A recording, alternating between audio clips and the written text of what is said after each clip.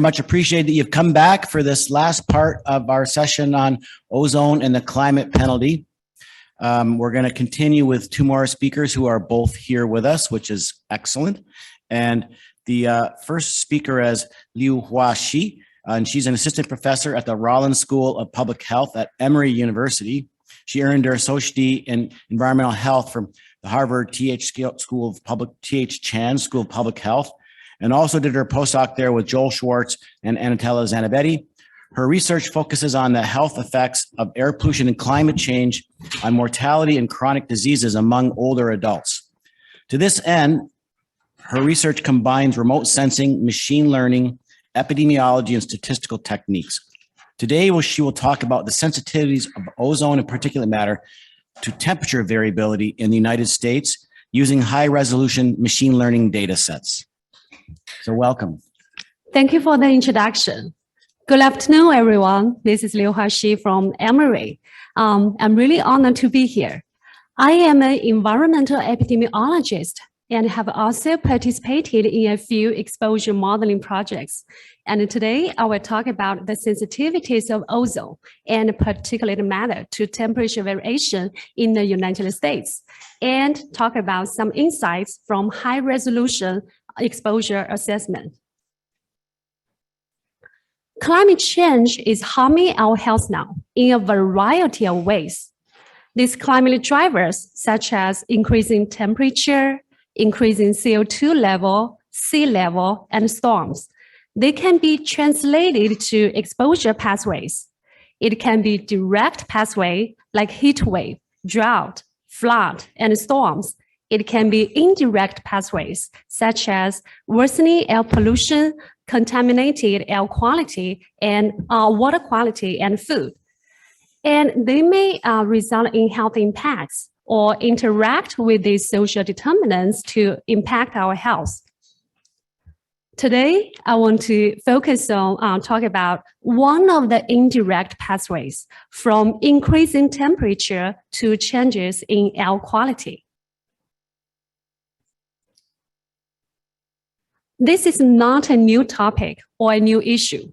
More than 20 years ago, at the time of the first national climate assessment, there are some studies and researchers have already talked about the potential impact of regional weather changes on the concentrations of atmospheric pollutants like ozone, PM, and possibly some other pollutants.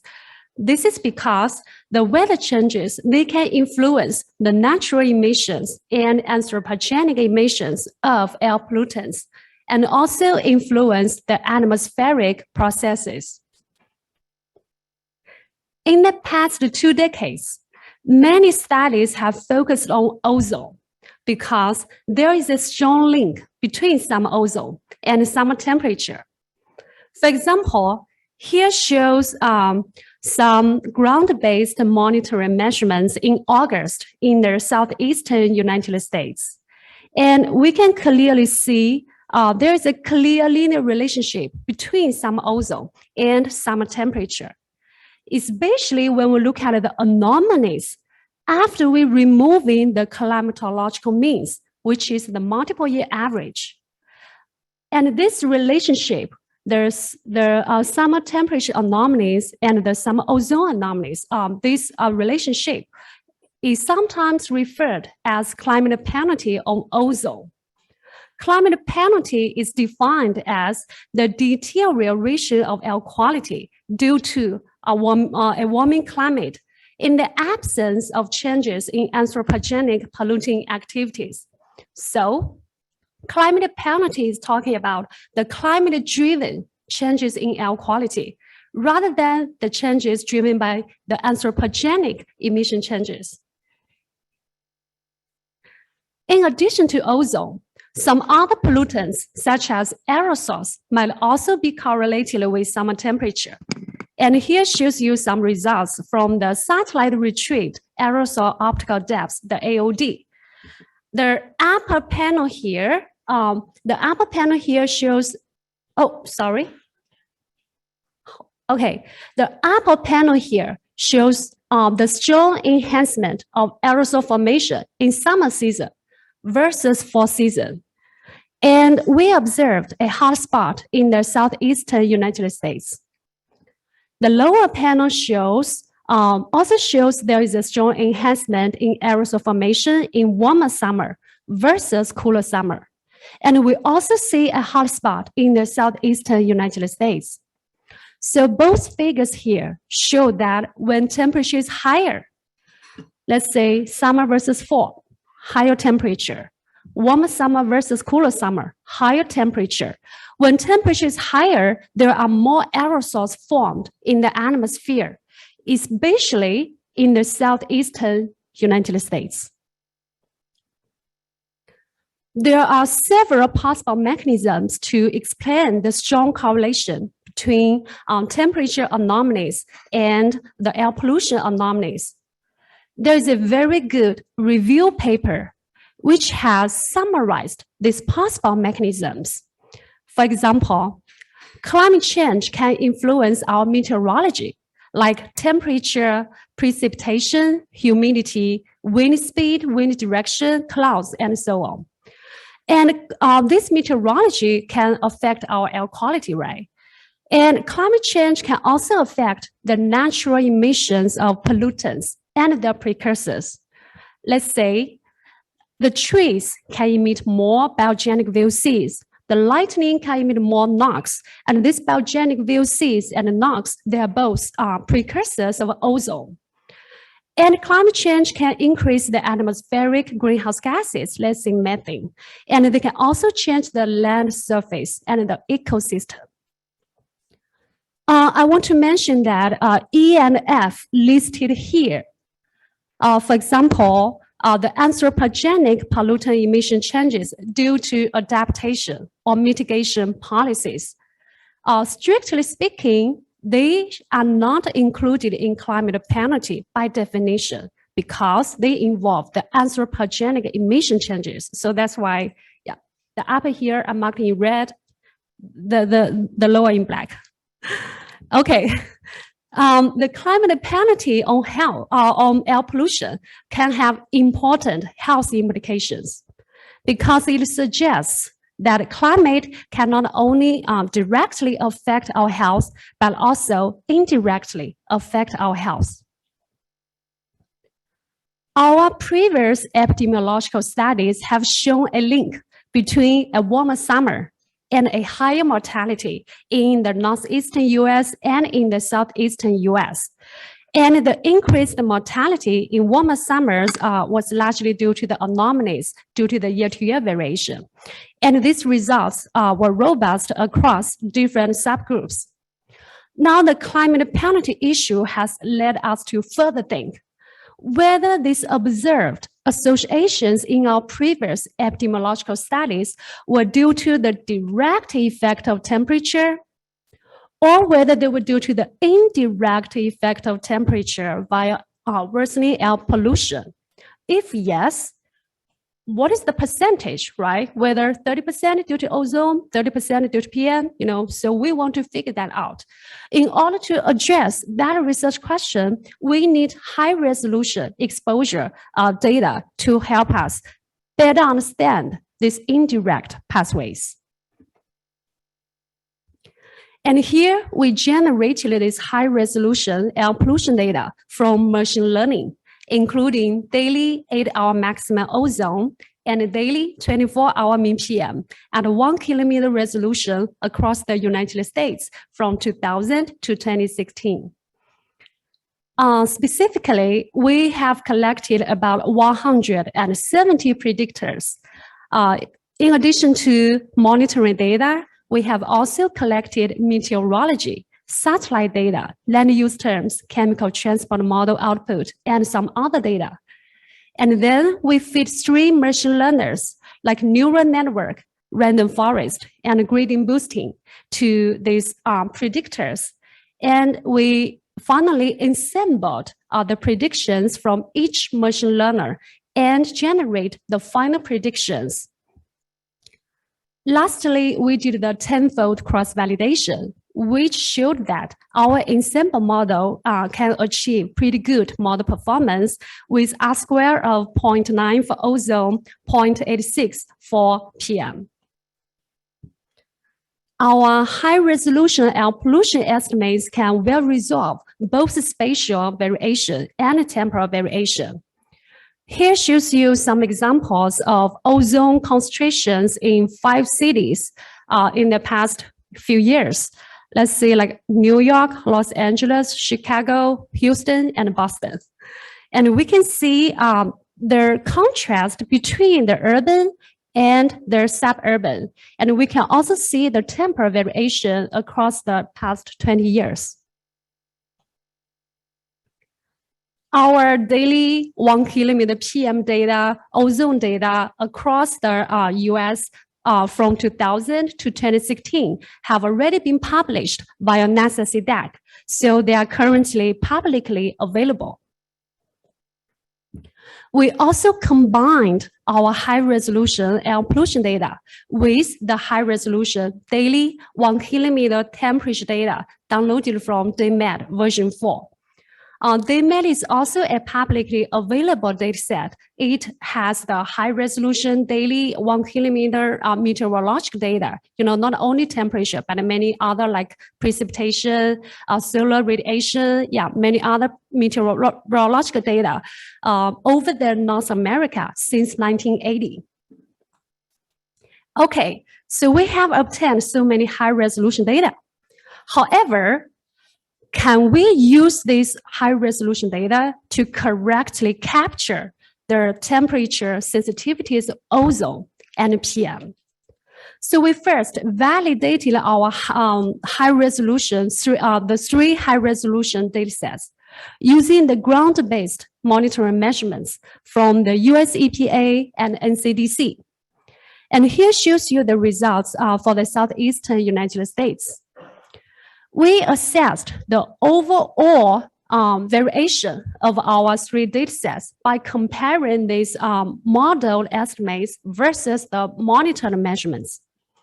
We also assessed the spatial variation by calculating the 17-year mean and compared this modeled mean versus the measured means. And we also assessed the temporal variation by calculating those anomalies and compared the modeled anomalies versus the measured anomalies for all 3 high-resolution datasets. And good news is that the high-resolution datasets can successfully capture the overall variation and also both the spatial variation and the temporal variation. Here shows you how we calculated the temperature sensitivities. We first detrended temperature, ozone, and PM by removing the climatological means and the long-term trend. So what we are looking at are the year-to-year variations in temperature and in air pollution, because we believe that in this way, these year-to-year variations in ozone and PM are really largely driven by meteorology rather than driven by anthropogenic emission changes. And here shows you the average results for the southeastern United States. These markers represent the measured represented the measurements observations from the 47 co-located monitoring sites. And the solid line here shows the high-resolution model estimates in 6,000 zip codes in the southeastern United States. First, we found that these detrended anomalies of ozone and PM 2.5 are very well correlated with these detrended anomalies of temperature. So we can see very similar ups and downs, there are patterns in all 3 panels. And within each panel, we can see these markers, they show very similar trend with the solid lines. So this represents our high resolution machine learning datasets agree very well with our these monitored observations.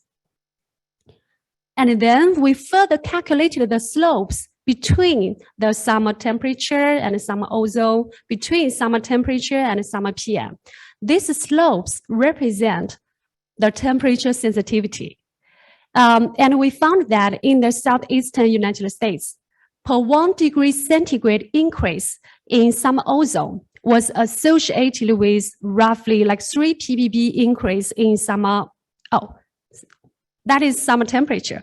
It was associated with about like roughly 3 ppb increase in summer ozone and about 1 microgram per cubic meter increase in summer PM.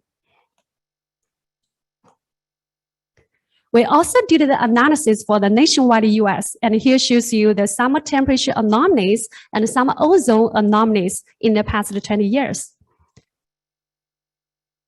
So, as you can see, their patterns are very well correlated.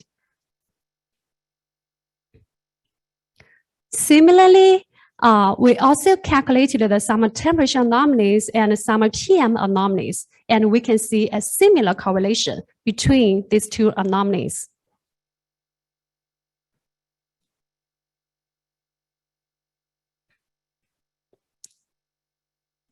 Okay, here shows you the slopes of the trending anomalies for summer ozone and summer temperature. All the slopes are positive across the contiguous United States, indicating that summer ozone is positively associated with summer temperature in the US. So when summer temperature is higher, we can expect higher levels of summer ozone. And we observed a hotspot in the southeastern US. One possible mechanism is that we know the southeastern US has a lot of trees, and so there might be the highest level of biogenic VOC emissions, which are precursor of ozone. And when temperature is higher, the photochemical reaction rates can go faster, so which further increase the surface ozone. Here shows you the slopes of the trending anomalies for summer PM and summer temperature. In most areas of the United States, the slopes are positive. So indicating that summer PM is positively associated with summer temperature in most areas of the United States. So we can also expect a higher temperature, summer temperature, higher levels of PM. And here we observed two hotspots in the southeastern US and the western US. Okay, so we have quantified the link from increasing temperature to increasing levels of ozone and PM so far. Our next step is to link this high-resolution temperature data, air pollution data, with our health records to conduct an epidemiological study. Currently, we are hosting a few nationwide medical datasets at Emory, and one ongoing project is to link this high-resolution temperature data, high-resolution ozone PM data with our medical health records to conduct an epidemiological study, a causal mediation analysis. We want to figure out we want to quantify the direct and the indirect effect of temperature, on the health endpoints among the US elderly. And I will not go into the details here. Our next speaker will focus on the epidemiological part. I will focus on the exposure assessment part. Our analysis focuses on temperature and air pollution correlations. However, there are many other meteorological factors like precipitation, humidity, wind, clouds. They can also be important. And to summarize, machine learning models can generate the high-resolution, spatially resolved, temporally resolved exposure datasets. And we have shown that they are consistent with the ground observations. And these high-resolution exposure datasets can be valuable for our epidemiological studies. However, our machine learning models are limited by the availability of the ground observations. So, they cannot be used for future projections because we don't have the monitoring measurements, the observations for the future scenario. Therefore, future projections and risk assessment still largely rely on those climate models and chemical transport models. So we are interested in evaluating the model performance of those chemical transport models using our machine learning model estimates. And here, the upper panel shows the temperature sensitivity of ozone, temperature sensitivity of PM using our machine learning model estimates, which I have already introduced you earlier. And the lower panel here shows the temperature sensitivity of some ozone and temperature sensitivity of some PM using the geoscan model simulations. So we can see the geoscan model, those chemical transport model, they can capture the pattern, right? So we still see a hotspot for ozone in the southeast US, 2 hotspots, in the southeastern US and also in the western US for PM. But the issue is that the geoscan models cannot capture the magnitude of the sensitivities. We found that for ozone temperature, those geoscan models, they underestimate the sensitivities. And for PM, we found that geoscan models, they overestimate the sensitivities. So we still need a lot of work to better understand these mechanisms in order to improve these models. Lastly, I would like to thank my collaborators, especially Dr. Joshua, Dr. Loretta Mickley from Harvard, and also Dr. Pengfei Liu from Georgia Tech. And I would like to thank my colleagues, my students, and the funding agency. Thanks a lot.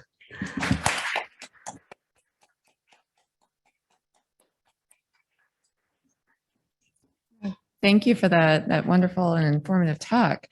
We do have time for a question or two. If there are any questions, you can come to the mic, please, and introduce yourself. Hello, everyone. I'm Xiao from Stanford University. As a statistician, I want to ask a question that's based on the presented results. Can we do future projection based on these statistical models?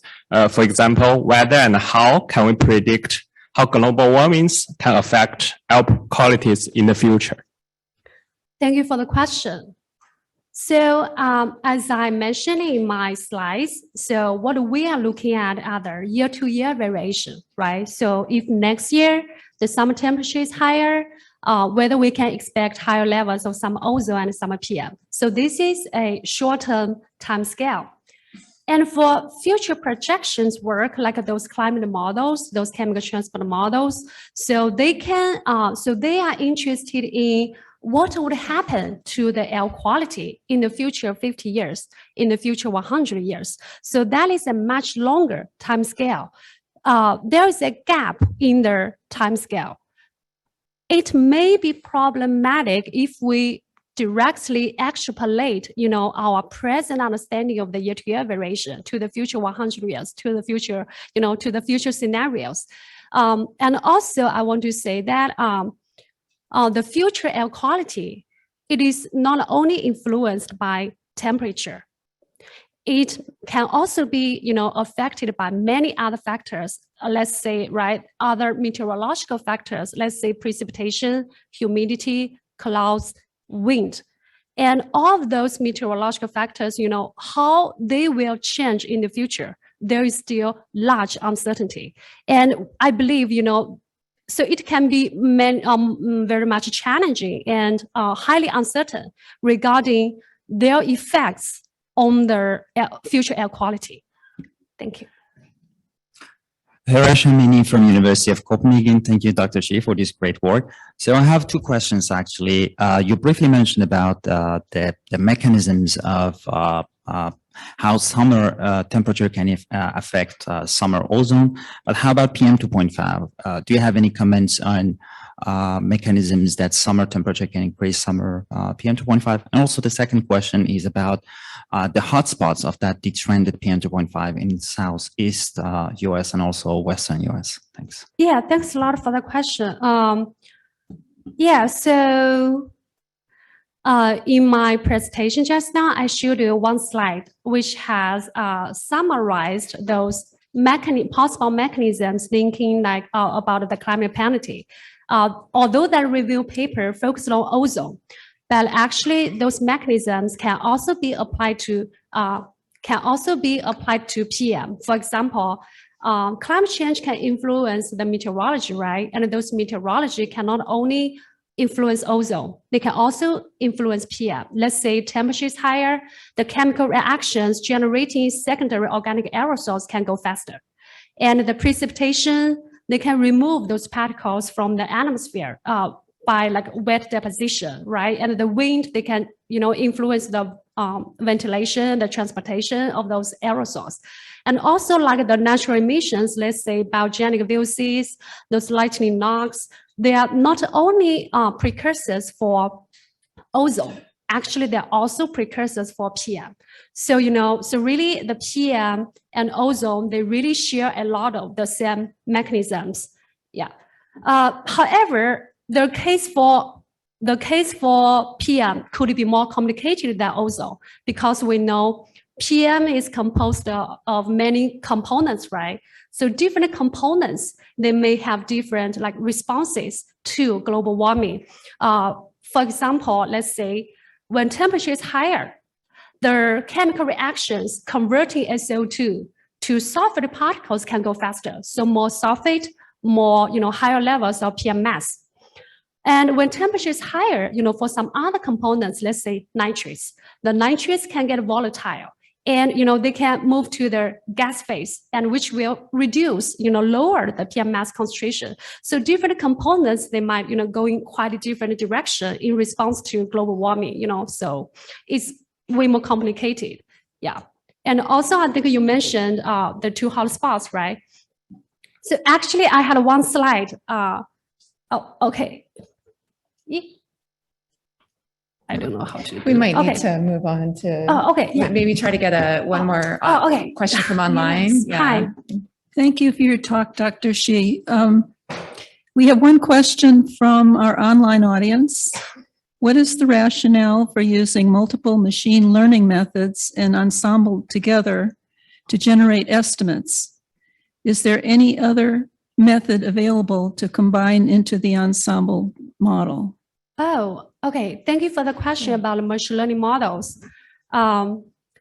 Actually, when our machine learning models, when the models are complicated enough, when they are sufficient to address those nonlinear relationships between predictor and outcome, when they can, sufficient enough to address those interactions, complex interactions among those predictors, then those models should be doing a pretty good job in doing those like air pollution estimates.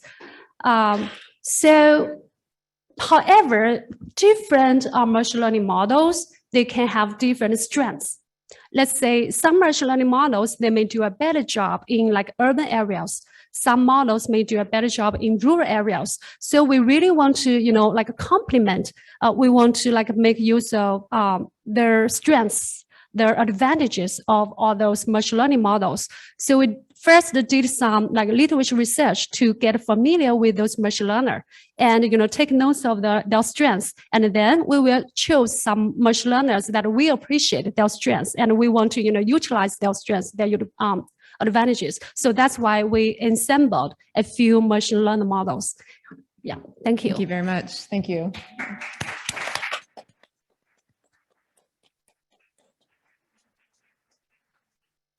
Okay.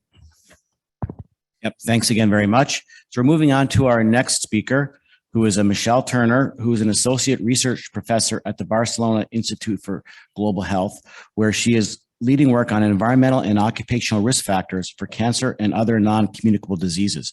She recently served as vice chair of the 40-country Omega Network, which sought to optimize the coordination of occupational cohorts in Europe. She is also co-leader of the Ozone Project for Health and Occupational Research Mega Cohort. She has led several investigations of mortality health effects of long-term ambient air pollution in the American Cancer Society Prevention Study Cohort 2. So please take it away, Michelle. Thank you for the introduction and thank you for inviting me here today. So the health effects of ozone exposure is a really interesting topic, and the literature has been rapidly expanding and developing in recent years. And so today I'm going to provide just a brief overview about what's known about the health effects of ozone exposure, but also to highlight some new studies examining new hypotheses or using new types of research methods. So when we think about the health effects of ozone, we often think immediately of these types of air quality forecasts. This is the air quality forecast for Washington, D.C. for this week. We can see a few days of moderate ozone that was forecasted. And then you can often see that there are warnings where if you are sensitive to ozone, if you have respiratory conditions, to consider to reduce your activity levels or to shorten the amount of time that you are active outdoors. When we look at the evidence base in terms of what's known about the health effects of ozone exposure, we can turn to the Integrated Science Assessment for Ozone. This was published in 2020. And here you can see a summary of what's known of the health effects of both short-term and long-term ozone exposures and a range of different health outcomes. So on the top of the figure, you can see in the dark purple color that the evidence has was determined to be causal for a causal relationship between short-term ozone exposures and respiratory health effects. The evidence for long-term ozone exposure was determined to be slightly weaker or likely causal for long-term exposures and respiratory health effects. In terms of metabolic endpoints, you can see them there with a plus sign. Those were new endpoints that were added since the last evaluation that was conducted. And then you can see for the remainder of the health outcomes, the color is a light purple with a suggestive determination of causality between short-term or long-term ozone exposures and these different health outcomes. You can also see that for some health outcomes, the evidence was classified as weakening or decreasing with a downward arrow there. For example, for cardiovascular diseases, and it's described that this is due to new studies in controlled exposure settings showing weaker evidence for adverse health effects there. So let's take a closer look at some of these exposure outcome associations here. So there are different pathways by which short-term ozone exposures may affect respiratory health. This is summarized in the science assessment. So you can see here that different pathways are described, including effects on the nervous system, effects on the neuroendocrine system, on allergic response, or on impaired host defense, for example, ultimately leading to decrements in lung function, respiratory symptoms, and more hospital visits for asthma exacerbations, as well as respiratory infections. This summary from the assessment shows the results from different short-term studies that were conducted in controlled settings, exposing adults to ozone. You can see that the adults that were exposed to higher levels of ozone had greater decrements in lung function, and persons exposed to lower levels of ozone had smaller decrements in lung function. And these studies were conducted several years ago, but have been informative for understanding ozone effects on the respiratory system. When we think about long-term ozone exposures, though, we rely on often on long-term observational epidemiology cohort studies. This is one study that often comes to mind when we think of long-term ozone exposure and effects on mortality and cause-specific mortality. This study was done in the American Cancer Society cohort. And in this study, they observed positive and significant associations of ozone exposure and respiratory mortality, which remained in two pollutant models when adjusting for PM2.5. For cardiovascular mortality, there were also weaker but positive associations observed, but when adjusting for PM2.5 in two pollutant models, the association was no longer present. And this study was done at the metropolitan statistical area level. You can see the cities included in the analysis there. And you can also see a moderately strong correlation between the two pollutants in this study. Then a few years later, what we wanted to do is we wanted to update this previous study using newer ozone exposure data that was available at that time, linking it to the same cohort. But now with this new national level ozone exposure data that was available, we could include more cohort participants in the analysis. And we also extended the follow-up of the cohort by 4 years. So here you can see that for respiratory mortality, again, we observe significant and positive associations between ozone exposure, adjusting for other pollutants, and respiratory mortality, as well as for COPD mortality specifically, and for mortality from pneumonia and influenza as well. With the new air pollution data that we used here, the correlation between ozone and PM2.5 at the participant level was much weaker. And there was also a weak inverse correlation of ozone and NO2 here. So these types of studies and this cohort study and other cohort studies that have been conducted since have been useful for global burden of disease assessments. So for the year 2019, it was estimated that ambient ozone pollution accounted for 11% of COPD deaths worldwide. And this is about 365,000 deaths. In the figure here, you can see the areas in orange or in red having higher levels of long-term ozone exposures and higher levels of health risk. This study, this is a nice study that tried to look at ozone and air pollution in a different way, estimating what would be the impact if air pollution levels could be lowered to a theoretical minimum risk level.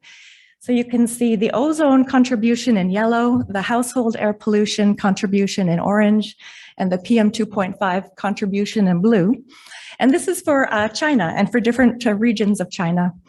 You can see that if all of these different types of air pollution could be reduced to a theoretical minimum level, the average life expectancy gain for the year 2017 was estimated to be a gain of 1.25 years. And the ozone contribution to that gain was estimated to be 0.15 years. But this analysis accounts only for mortality effects. And there are also a range of non-fatal effects as well. When we think about the cohort studies that we just looked at, there's a number of assumptions that are made when doing these types of studies. So what we do is we often assign levels of ozone exposure to study participants based on their household residence at enrollment.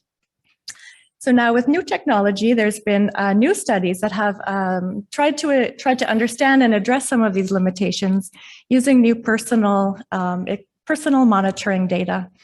So this was a study that was conducted in London where they gave over 100 COPD patients personal monitors to wear for 6 months. It captured their levels of air pollution, I think every 20 seconds for 6 months, whether they were indoors or whether they were outdoors. And here they did find significant and adverse effects on the respiratory health of COPD patients for gaseous pollutants, and there were no significant associations found for particle pollutants. In addition to advances in exposure assessment for ozone research, there are also advances in assessment of health outcomes as well. So in the cohort studies that were performed, we often rely on death certificate information. This is a recent study that looked at asthma medication use among asthma patients. I think about 1,000 asthma patients were followed in terms of their location in the city. What were their air pollution levels where they were in the city, and what was their asthma medication use in relation to their air pollution levels. And all this information was transmitted by a smartphone to the investigators.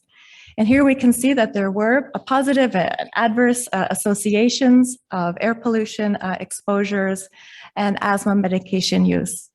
And for ozone exposure itself, you can see that there were higher levels of asthma medication use on the same day or on the next day of the increase of ozone exposure levels.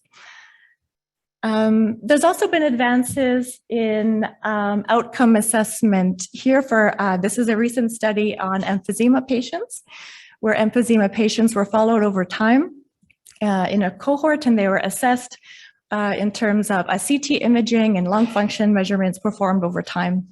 And in this study, they found that particularly for ozone exposures, that there were adverse associations of ozone exposure related to the progression of emphysema in these patients. And so there's also been calls for more research to understand mechanisms of ozone health effects. This was a study that tried to look at mechanisms associated with ozone exposure related to respiratory infections.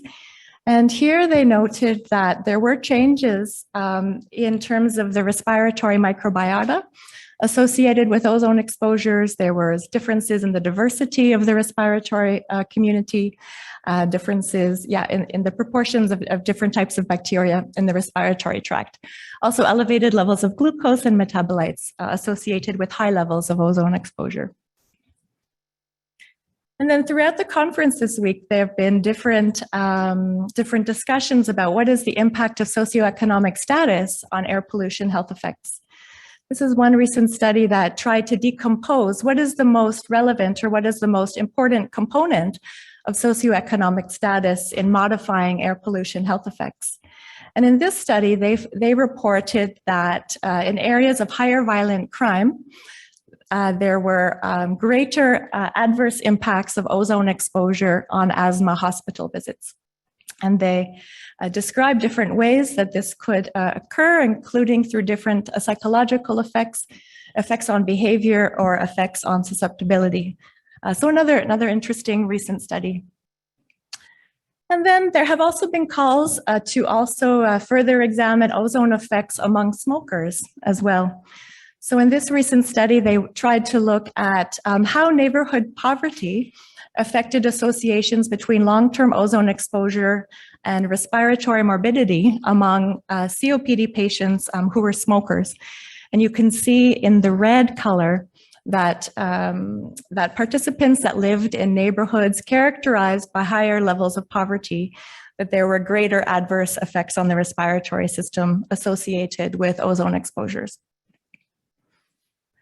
And then moving from effects on the respiratory system to cardiovascular effects. So in this updated analysis that we did, we hypothesized that using a new ozone exposure data and increasing the size and the follow-up of the cohort analyzed, that we might be able to detect positive associations of ozone and cardiovascular mortality that weren't possible in the previous study. And here we did observe small but significant increases in risk for cardiovascular death associated with ozone exposure.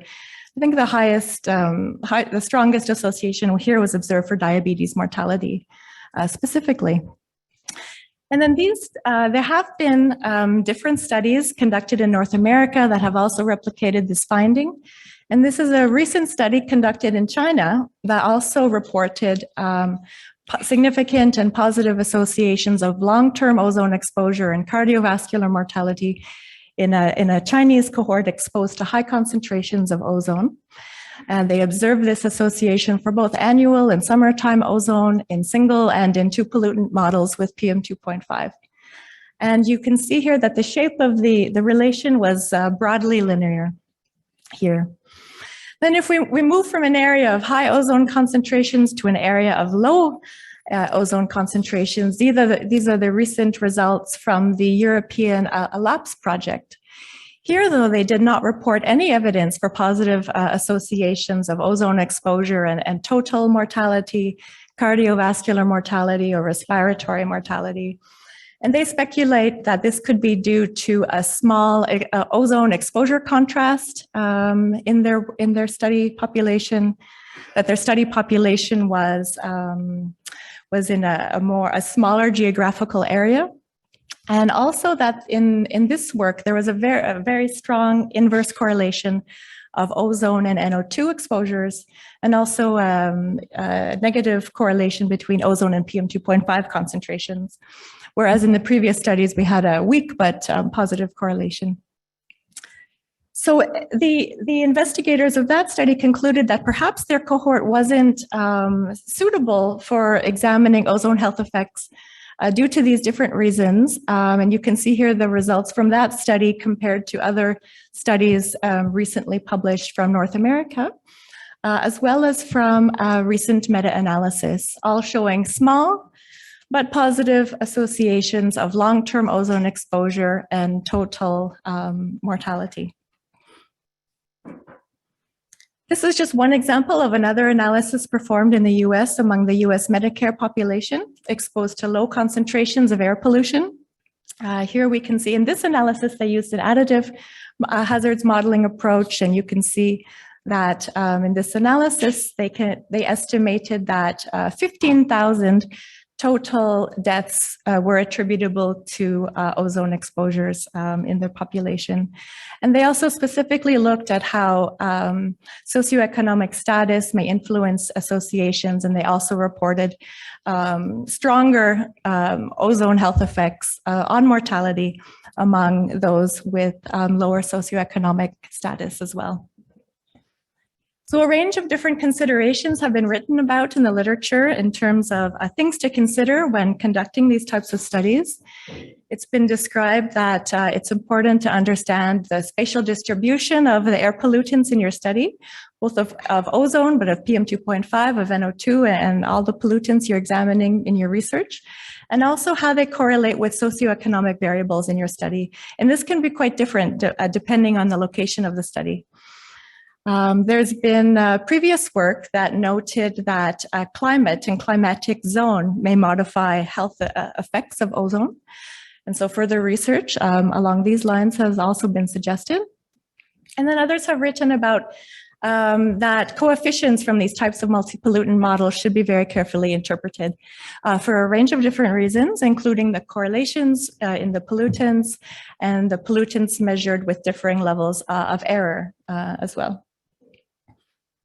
In terms of cancer health effects, in 2013, a working group convened by the International Agency for Research on Cancer classified outdoor air pollution, as well as particulate matter in outdoor air, as a group 1 human carcinogen causing cancer of the lung, but there was no specific conclusion for ozone exposures specifically.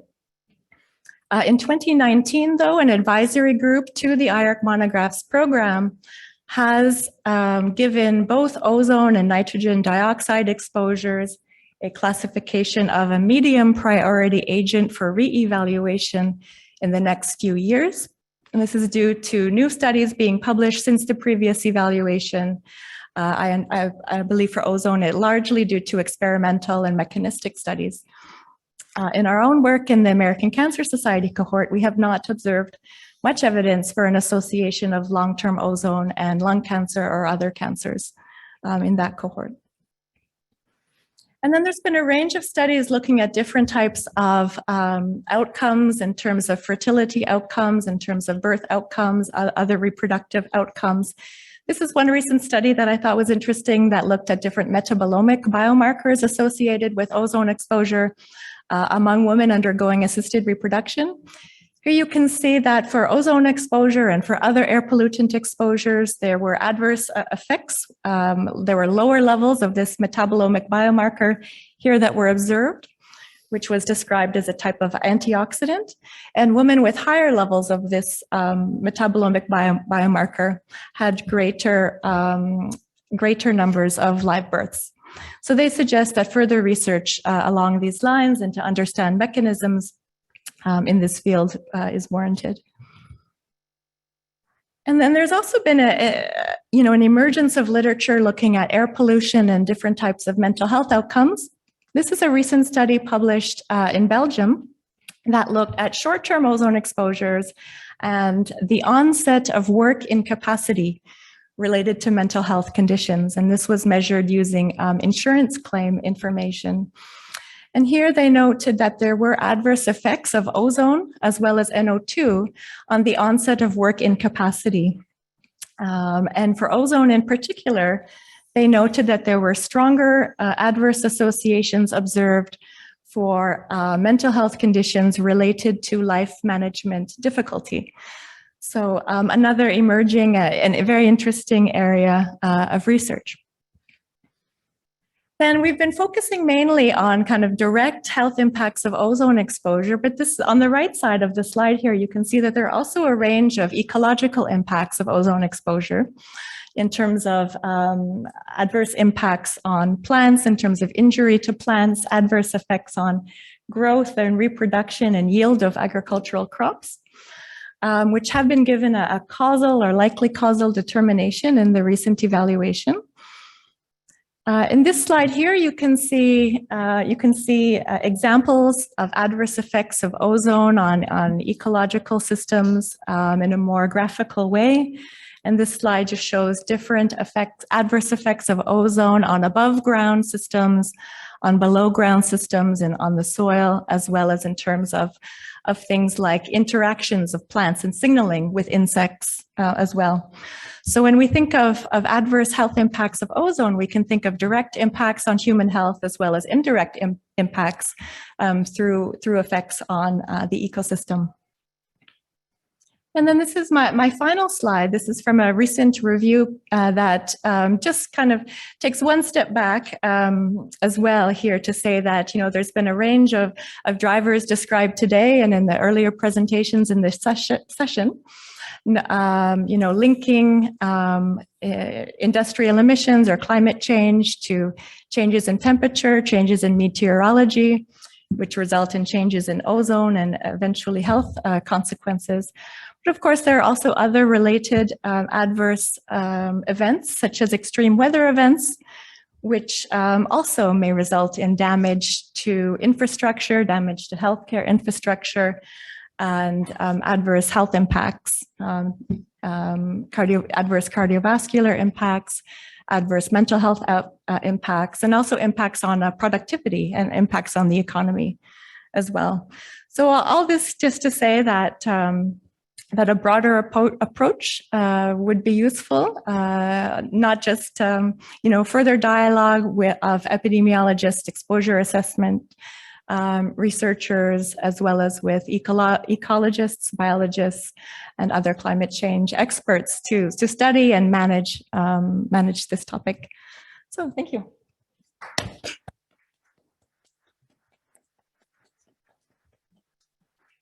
Thank you. So we have time for a question or two, if there are some.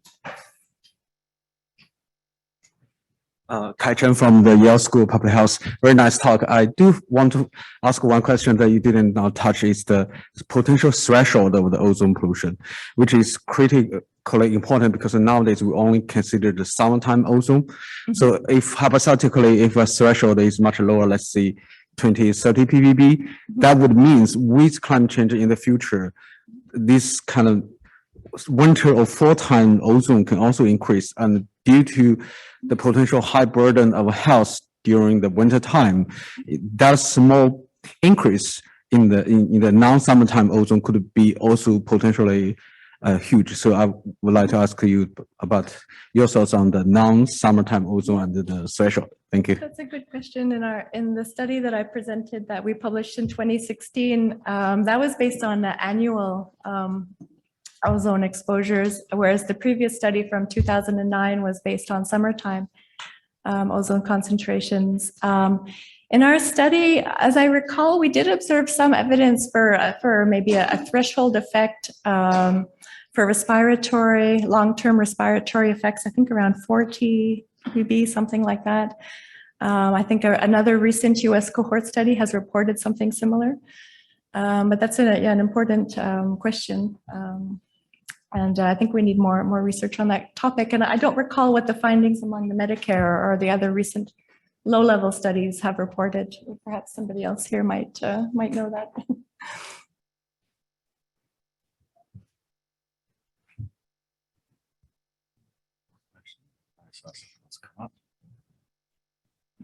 Well, thank you. Thanks, Michelle. Very nice talk. Very nice.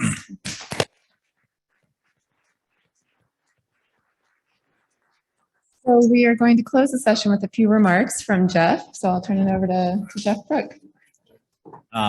Yep.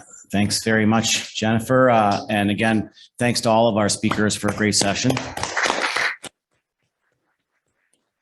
So the question of how a changing climate will change the composition of the atmosphere and air quality, especially ozone, has really been a long-standing one. Leaving aside how human behavior, including emission patterns, will affect future air quality and also wildfires, there are multiple mechanisms at play that our speakers really nicely highlighted today.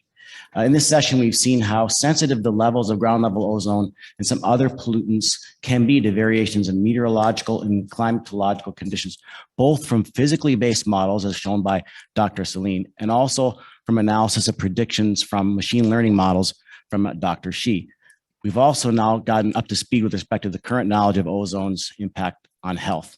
I think Dr. Turner has provided strong evidence the impacts are very real and significant. While uncertainties remain, estimates now are that air quality will degrade. There is a climate penalty. However, there are geographic variations in its magnitude and even direction.